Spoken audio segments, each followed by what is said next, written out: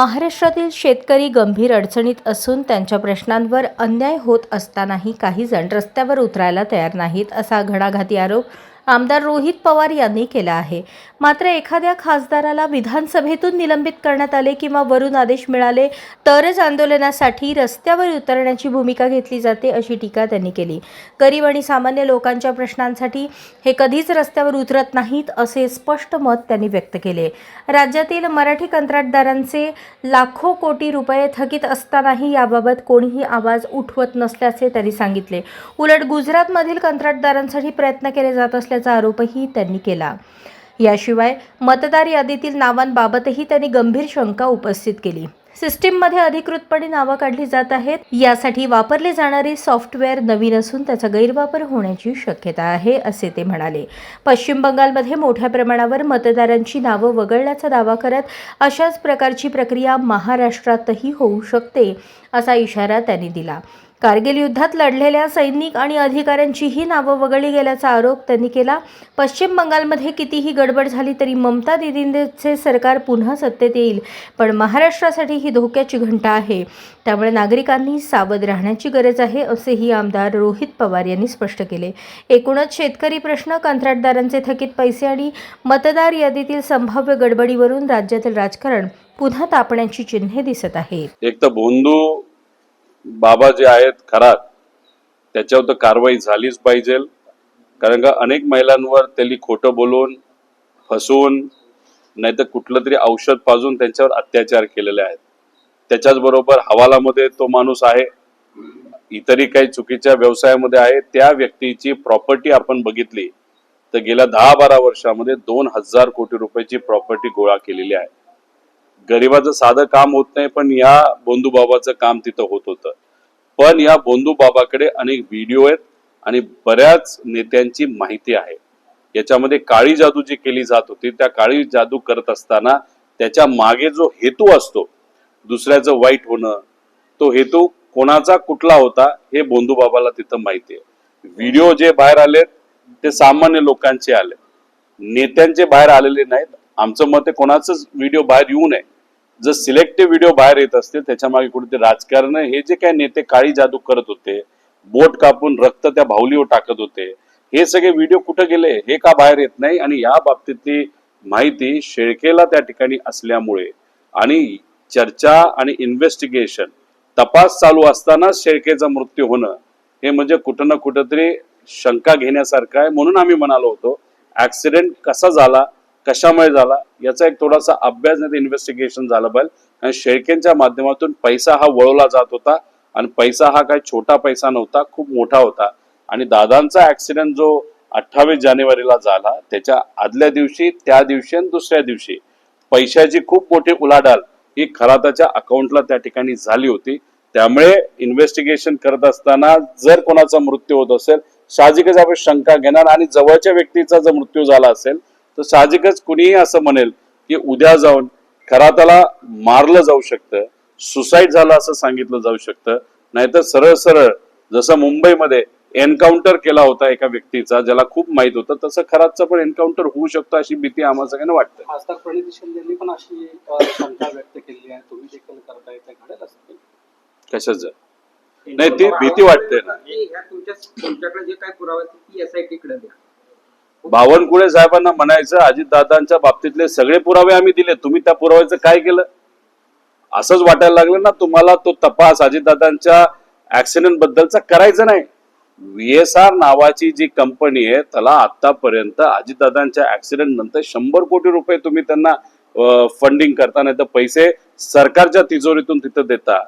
दादांच्या तपासाच्या बाबतीत तुम्हीच काय करेना, तिथं आम्ही सगळे पुरावे दिले आणि या बाबतीत तुम्ही म्हणता आमच्याकडे काय पुरावे असेल तर तुम्ही द्या। हे दुटप्पी भूमिका या सगळ्या लोकांची आहे।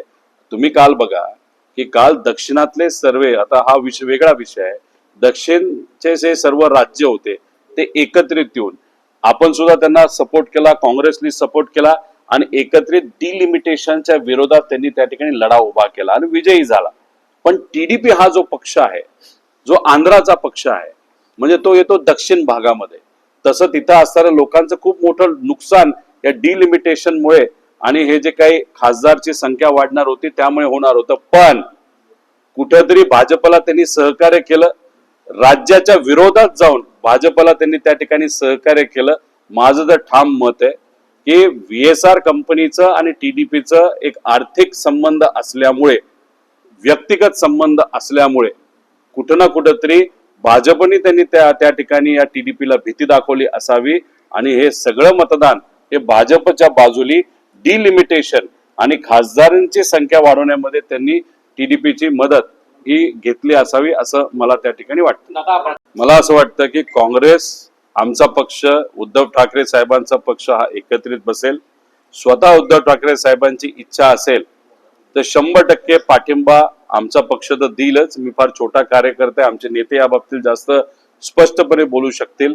काँग्रेस सुद्धा त्यांना पाठिंबा देईल, कारण का शेवटी पवार साहेब जेव्हा उभे होते तेव्हा सर्वच पक्षांनी आणि खास करून उद्धव ठाकरे साहेबांचा पक्ष आणि काँग्रेस पक्ष यांनी तर पाठिंबा दिलाच, मदत सुद्धा तिथं केली. त्याच्याच बरोबर एकनाथ शिंदे साहेबांनी मदत केली आणि पवार साहेबांसारखा मोठा नेता आल्यानंतर मतात कुठेतरी प्लस मायनस होऊ शकतो. त्यामुळे धाडस बीजेपीकडनं त्या ठिकाणी झालं नाही. बीजेपीने सुद्धा पाठिंबा नंतरच्या शेवटच्या काळामध्ये त्या ठिकाणी दिला.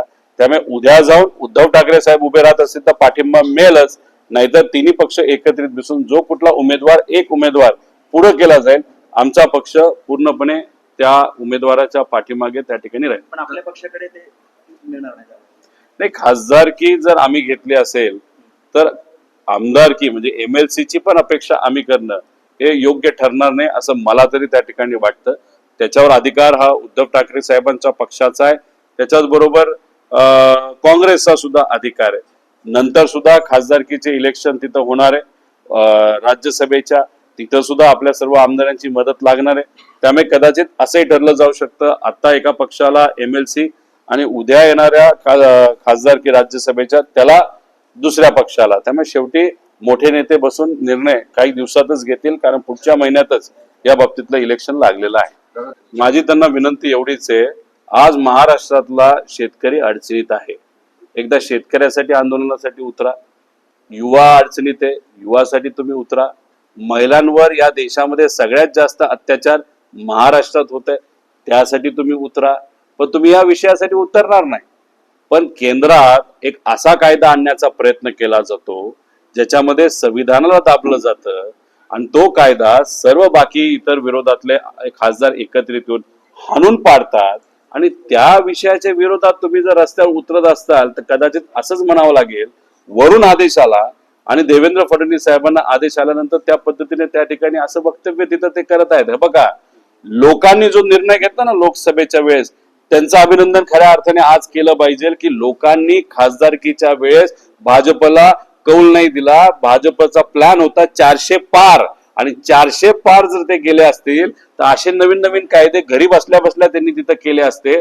त्यामुळे कालचं विधायक डिलिमिटेशनचे जे संविधानाच्या विरोधात होतं ते हाणून पाडलं. हे खासदारांना श्रेय जातच, पण हे लोकांना सुद्धा जातं. त्यामुळे भाजपच्या लोक हे सिलेक्टिव्ह भूमिका घेतात, रस्त्यावर उतरतात, आंदोलन करतात, पण गरिबासाठी आणि सामान्य लोकांसाठी मात्र सत्ता असून सुद्धा काही त्या ठिकाणी करत नाही. 1,00,000 कोटी रुपये मराठी कॉन्ट्रॅक्टरचे आज प्रलंबित आहेत, आत्महत्या करायला निघालेले आहेत. पण हे राज्य सरकार गुजरातच्या मोठ्या मोठ्या कॉन्ट्रॅक्टरला आणि आंध्राच्या मोठ्या मोठ्या कॉन्ट्रॅक्टरला हजारो कोटी रुपये त्या ठिकाणी देत आहे. मग कुठं ना कुठेतरी महाराष्ट्राचा द्रोह झाला असं आपलं त्या ठिकाणी म्हणावं लागेल. 2024ची आमदारकीची इलेक्शन आपण जर बघितली तर त्याच्यामध्ये जे मतदारांचं मॅनेजमेंट झालं होतं त्याचा अर्थ माझ्या मतदारसंघातले काही लोकांची नावं कमी केली गेली, दुसऱ्या मतदारसंघातली लोकांची नावं त्याच्यामध्ये ऍड केली गेली. इलेक्शन झाल्यानंतर सगळंच तिथं कॅन्सल झालं. SIR हे जे काही नवीन प्रकार आहे त्याच्यामध्ये ऑफिशियली नावं काढली जातात. SIR साठी वापरलं जाणारं सॉफ्टवेअर हे नवीन सॉफ्टवेअर आहे. पहिल्यांदा याचा वापर हा वेस्ट बेंगॉलमध्ये करण्यात आला. जेव्हा पहिल्यांदा हे मशीन वापरलं तेव्हा वेस्ट बेंगॉलची मतदारांची संख्या 7.5 कोटी आहे.